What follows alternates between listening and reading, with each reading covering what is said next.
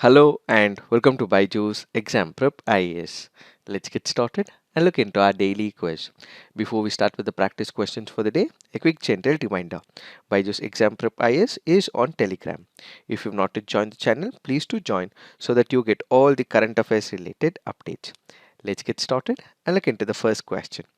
Consider the following statement. Each person's DNA, except for identical twins, is unique. DNA can be extracted from clothes, linen, and combs. Which of the statements given above are correct? The answer to this is both. Why have we taken this practice question? Because of the reference in the Indian Express article. When we speak about DNA fingerprinting, what is it? It was first developed in 1984 by Alex Jeffreys in United Kingdom after Jeffreys discovered that no two people could have the same DNA sequence. So DNA fingerprinting is a technique wherein it shows the genetic makeup of the living beings. Each person's DNA except for identical twins is unique. This statement is right. This basically means every single person on earth, each person's DNA will be completely different. Where will there be an overlap? If they are twins who have come from the same womb. In that case, they may have the similar DNA. So the first statement is right. When you look into the second statement, yes, DNA can be extracted from clothes, linen, and combs. This statement is also right. When we look at DNA fingerprinting, each person's DNA, except for identical twins, is unique. By analyzing selected DNA sequences, which is called as loci, a crime laboratory can develop a profile to be used in identifying a suspect. So, what are the applications of DNA fingerprinting? This can be used in the forensic test. It can be used in the crime detection as well. It can be used to know who the perpetrator of the crime is. Added to it, it can be used to know the paternity of a particular child as well. DNA can be extracted from many sources such as hair, bone, teeth, saliva, blood. Because there is DNA in most cells in the human body, even a minuscule amount of bodily fluid or tissue can yield useful information. Samples may even be extracted from used clothes, linen, combs, or other frequently used items as well. What are the challenges when it comes to DNA fingerprinting? Let's say there is one area where the crime has been committed. Ideally, if this is the area the crime is committed, this has to be safeguarded so that we have all the DNA samples present in this area, which is completely protected. However, when it comes to couple of states in India, the police do not have the expertise. They may not be able to prevent this interference as well, and that becomes the major challenge where the police officers, journalists, and their DNA samples may get mixed in this area. And when it comes to India as well, it is the CBI which has the expertise to ensure that the crime scenes are protected, correct procedures is followed. But when it comes to state police forces, they are inadequately trained or fully not equipped for the protection of this area. These are some of the challenges when it comes to DNA fingerprinting. Now let's look into the next practice question. Which among the following statements is the best description of the Eagles Act? The Act identifies trade barriers to United States companies and products due to intellectual property laws such as copyright, patents, and trademarks. It is a United States federal law that has imposed sanctions against Iran, Russia, and North Korea. The goal of the Act is to allow US employers to focus on hiring immigrants based on merit, not their birthplace, by eliminating the per country limitation on employment. This act is the fundamental US law on both the civilian and the military uses of nuclear materials. Which of this is the best description of the Eagles Act? The answer to this is the goal of the act is to allow US employers to focus on hiring immigrants based on merit, not their birthplace, by eliminating the per country limitation on employment. Why have we taken this practice question? Because this article on the Indian Express makes a reference to the Eagles Act. Let us try and understand what is this all about. What does Eagle Act stands for? It stands for Equal Access to Green Card for Legal Employment. So what is a green card? A green card is issued to immigrants, allows them to live and work in the United States on a permanent basis. The card serves as the evidence that the holder has been accorded the privilege of residing permanently. So this is where the green card comes into picture. This is where we have the permanent residentship, and this is one of the primary acts which ensures that people are provided with the green card and the permanent residentship. Some of the benefits of having a green card are: it provides a pathway to citizenship. A green card holder can sponsor immediate family members for the same card. It provides easy access to US social security system as also education assistance. Travel to and from the country becomes much easier. A card holder can choose to live anywhere in the US. There is more freedom in terms of career opportunities as one can apply for a wide variety of jobs, and a card holder can also have some amount of engagement in the political process of the country. These are the advantages if a person possesses the green card. So if an immigrant has the green card, these are the facilities and options that are available to that person. So in this particular backdrop, we have the Eagle Act, which basically goes on to say that there is a shift that is being made for giving green card from the place of birth to that of the skills. Earlier, if a person had to be given a green card, there was something called as the country quota. Let's say, for example, for India, hypothetically, for an year there would be about 10,000 number of people who would be given this green card, and if it is China, it will be about, let's say, 9,000. If it is Mexico, let's assume it is about 1,000. So there were country wise quota. Now this country wise quota will be deleted, and what they will come up with is on the basis of skill set and not on the basis of birthplace. So if there is a job requirement in one of the companies will post it immediately. This particular company will have to look for options within United States of America. If there are no options left, there is no quota that will come into picture. If they have the skill set, the employer will appeal for it, and ultimately whosoever is the immigrant, he will be given this green card. So it is not on the basis of place of birth, and it will be on the basis of skill set that person has acquired where he will get the green card.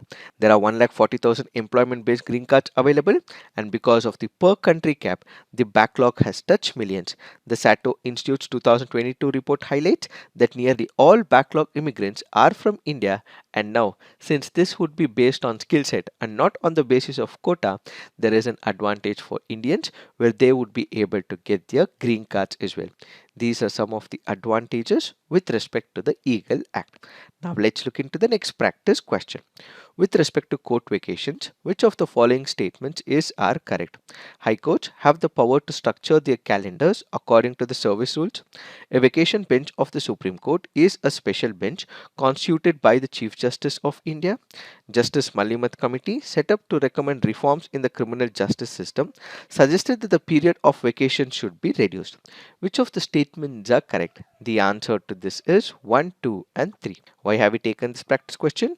Because this article on the Indian Express says when courts go on vacation. Let us try and understand what are these statements. What are these court vacations? Vacations taken by the court during summer, during winter, and during Dussehra, so on and so forth, is what is called as court vacations. So during this period, the court will not work. However, there is an exception as well. That is what is called as the vacation bench. So in the vacation bench, it is not that all the judges will work. The CJI or the CJ of the relevant high courts will decide who will be the person who will be present. It is in this particular backdrop, some judges will be working, and those judges who are working for the courts is what is called as vacation bench. When you look into the statement, high courts have the power to structure their calendars according to service rules. This statement is right. A vacation bench of the Supreme Court is a special bench constituted by the Chief Justice of India. Yes, most judges may not be present, but the Chief Justice of India decides who will be there, what are the kind of cases they would be listening to, for example, bail petition, habeas corpus cases, so on and so forth. Then we have the Justice Malimat Committee, which was set up to recommend reforms in the criminal justice system that suggested the period of vacation should be reduced as well. Why was this recommendation made? That is because when you look at pendency of cases, we have crores of cases in India when it comes to the lower courts, higher courts, and in the Supreme Court as well. In Supreme Court, we do have more than 70,000 cases. cases. How do we go about reducing it? That is through reducing the number of vacations taken by the judges. If we are able to reduce it, so ultimately the pendency can be reduced. So Justice Malimat Committee also recommended the number of days that courts take the vacation. This has to be reduced, said Justice Malimat Committee. What is the rationale behind court vacations? We have to go back to the colonial period. Most of the judges were from England. These people were not happy with the summers of India. So they wanted to take break. They wanted to go back to United Kingdom. So they took what is called a summer vacation, and at the same time they also took winter vacation, primarily because they wanted to enjoy the Christmas vacations. So they did have the summer vacations, they did have the Christmas vacation, winter vacations, and they went back to their hometown. The same legacy continues even right now. There is another rationale as well when it comes to the courts in India. The courts in India is more about intellectual work. So judges hear a lot of cases. They do need a break as well. They do not take generally lot of leaves like the other government officials. They do not have much of leaves as well. In order to compensate them, what we have is the summer vacation, winter vacation, so on and so forth. And even during these vacations, judges also do write number of judgments is some of the rationale. That is why we have the courts which go on vacation, but then the government is not happy with it. There have been number of recommendations which have been done in the past. One is the Malimat Committee. Then we also have the Law Commission of India, which have all requested for reducing the number of days that the courts go on vacation. Now let's look into the next practice question. Consider the following pairs.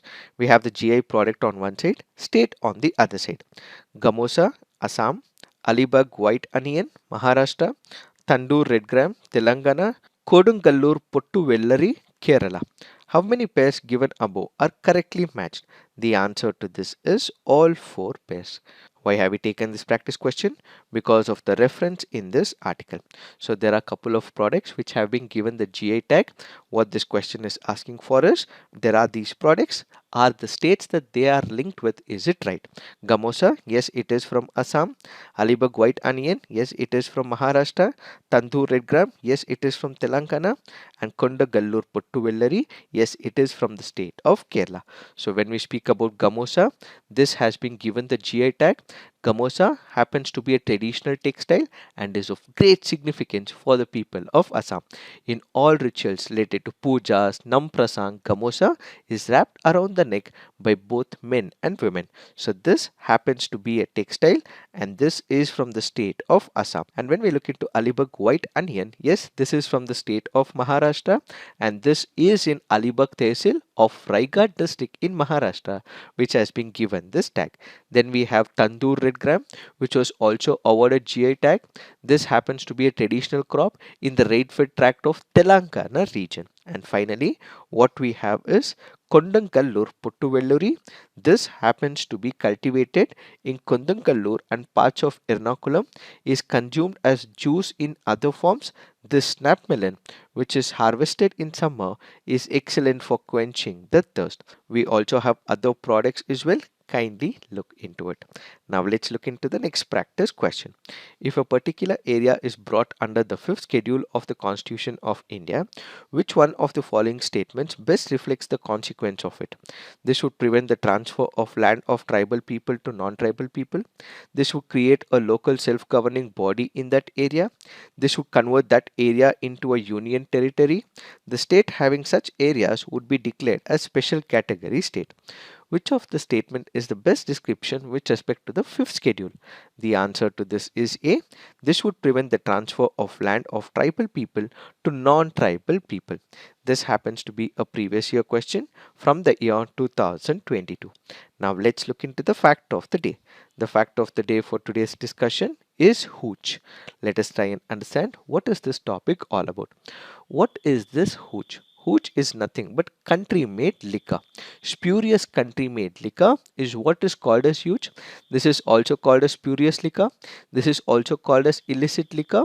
So any alcoholic beverage which is not made under licensed condition and is brought about in unlicensed condition is what is called as illicit liquor or hooch. Hooch is a term for cheap, poor quality alcohol made in crude settings. If prepared incorrectly, it can cause serious injury or even death. It is nearly impossible to tell whether hooch is fit to consume before actual consumption. How does the hooch production take place? Like other spirits, hooch is made using fermentation and distillation.